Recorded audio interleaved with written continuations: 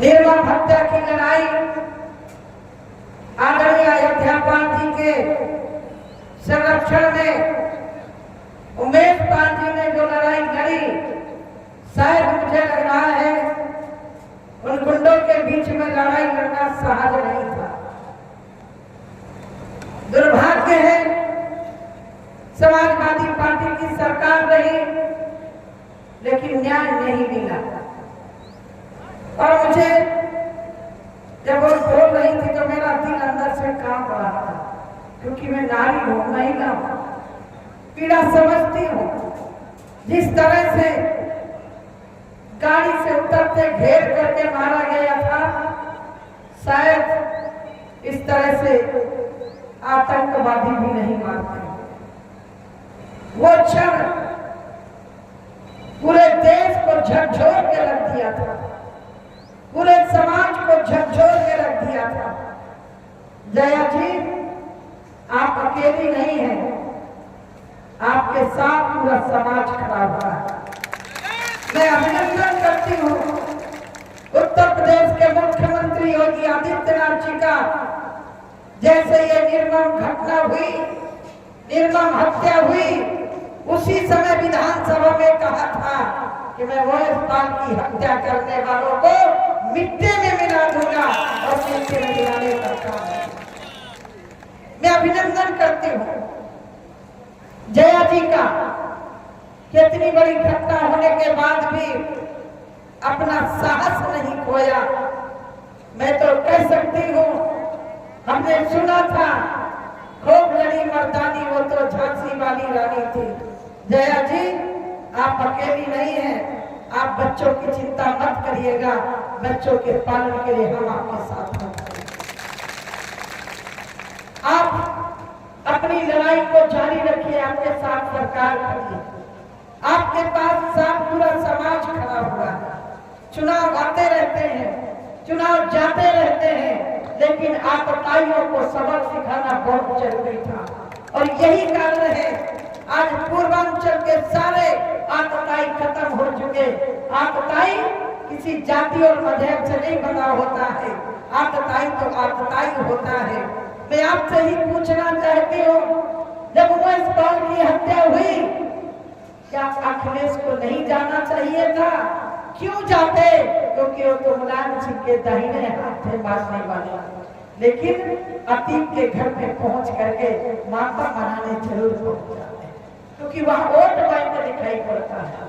Vote bank जिनको राजनीति में दिखाई पड़ता है, निर्मम हत्याएं नहीं दिखाई पड़ती है। मैं भाई साहब आपका अभिनंदन करती हूँ, आपका आभार व्यक्त करती हूँ कि आपने इतने बड़े समूह को, और मुझे कहने में संकोच नहीं होता, उमेश पाल के साथ तो अंगरक्षक भी मारे गए थे, उसमें एक निषाद बेटा था जो उसमें मारा गया था, सुरक्षा में लगा हुआ। तो मैं आप सबसे अपील करती हूँ, यही जो चुनाव लड़ रहे हैं, प्रदेश अध्यक्ष रहे हैं, अरे नहीं जाते तो इंसानियत के नाते चले जाते, लेकिन नहीं गए। मेरे मुख्यमंत्री गए, केशव प्रसाद मौर्य गए, मेरी पार्टी के सारे लोग जया जी आपके साथ खड़े हैं। और मेरा सौभाग्य है कि हमारी पार्टी में उत्तर प्रदेश में कैबिनेट मंत्री और वरिष्ठ मंत्रियों के रूप में जिनकी गणना होती रही है, ऐसे मेरे बड़े भाई अयोध्या पाल जी आपके साथ में खड़े हुए हैं। मैं आप सबसे अपील करती हूँ, ये बात सही है कि हम जैसे लोगों को राजनीति में आना, हम जैसे लोगों को यहाँ पहुँचना बहुत कठिन होता है, बहुत झेलना पड़ता है, चारों तरफ से वार होता है, फिर भी हम यहाँ पहुँचे हैं तो आप लोगों के कारण पहुँचे हैं, आप जैसे लोगों के कारण पहुँचे हैं, आप जैसे लोगों के समर्थन के कारण खड़े हो। तो मैं आपसे, और भाई साहब आपने स्पोर्ट कॉलेज बनाया था, कोई भी सरकार आती है, काम करती है, आने वाली सरकार को उसको बढ़ाना चाहिए था, लेकिन 5 साल समाजवादी पार्टी की सरकार रही, वो इसलिए उसमें पैसा नहीं लगाया गया था क्योंकि अयोध्या पाल लेकर के आए थे। मैं अभिनंदन करती हूँ योगी जी और भारतीय जनता पार्टी की सरकार को कि आपके उस काम को अंजाम तक पहुंचाने के लिए स्पोर्ट कॉलेज को जो आज चमचमाती हुई बिल्डिंग दिखाई पड़ती है, तो आपका हमेशा नाम रहेगा कि अयोध्या पाल हुए थे जिन्होंने स्पोर्ट कॉलेज बनाया था। यदि मेडिकल कॉलेज के रूप में मुझे याद किया जाएगा, स्पोर्ट कॉलेज के रूप में आपको हमेशा याद किया जाएगा। और एक बात और जो आप मेरे बड़े भाई ने बात कही, पहले केंद्रीय विद्यालय में सिफारिश करनी पड़ती थी, अधिकारियों के बच्चे पढ़ते थे। मोदी जी ने कहा नहीं, उसमें गरीब का बेटा भी पढ़ सके, उसमें कोई प्रावधान नहीं होगा, कोई सरकारी अफसर का बच्चा नहीं होगा। यदि गरीब का बेटा भी वहाँ टेस्ट देता है तो वो भी पढ़ेगा, किसी सिफारिश की जरूरत नहीं है। मेरे प्यारे बंधुओं, साध्वी निरंजन जयंती या अयोध्या पाल जी या प्रकाश पाल जी या हमारे मुखलाल पाल जी या कृष्णा जी हर बूथ में नहीं पहुंच सकती है, लेकिन आप हर बूथ में अयोध्या पाल, मुखलाल पाल, निरंजन ज्योति और योगी मोदी बनके आपको अपने बूथ में लड़ाई लड़नी है। ये लड़ाई अब बूथ में होने वाली है। 20 तारीख को फैसला होने वाला है। इसके लिए आप सबसे अनुरोध करती हूँ, हाथ जोड़ करके प्रार्थना करती हूँ कि जिस गाँव में नहीं पहुँच पाई हूँ, बहुत बड़ा क्षेत्र है, तो वहाँ आप अपनी उपस्थिति दर्ज करा करके और आलस नहीं, क्योंकि प्रजातांत्रिक देश में वही एक क्षण होता है जब अपना प्रतिनिधि चुनने का फैसला होता है। यहाँ सारे लोग बैठे हैं, कभी कोई ये आरोप नहीं लगा सकता कि दीदी ने कभी किसी के साथ पक्षपात किया है।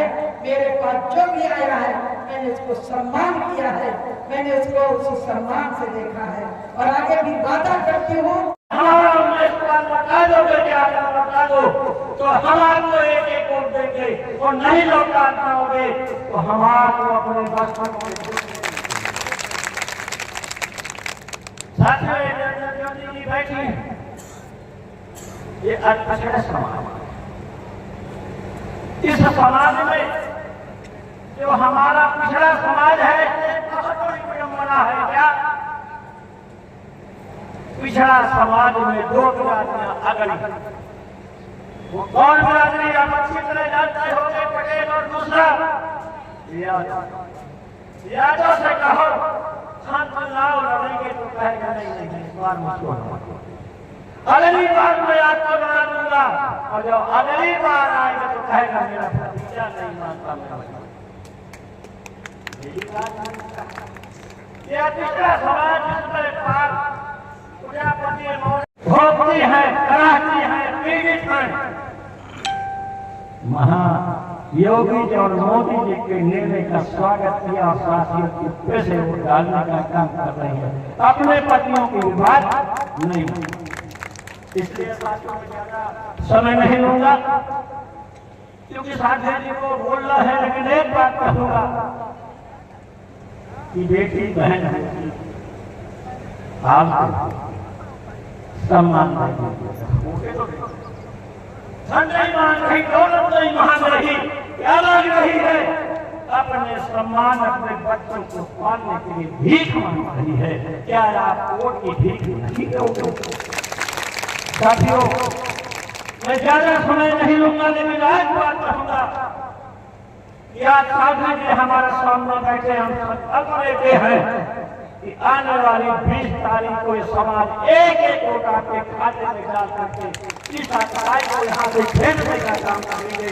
हर साल समाज के लोग किसी का कर्जा नहीं रखते हैं, हम भी किसी के बनाए से। इसलिए साथियों, इसलिए आया है कि वोट बंटवा के नरेश की तरफ, इसलिए आया है। और फिर इसके बाद क्या होगा? इसके बाद अखिलेश का कुलवा उत्तर प्रदेश मंत्री बनेगा, श्यामराम नहीं।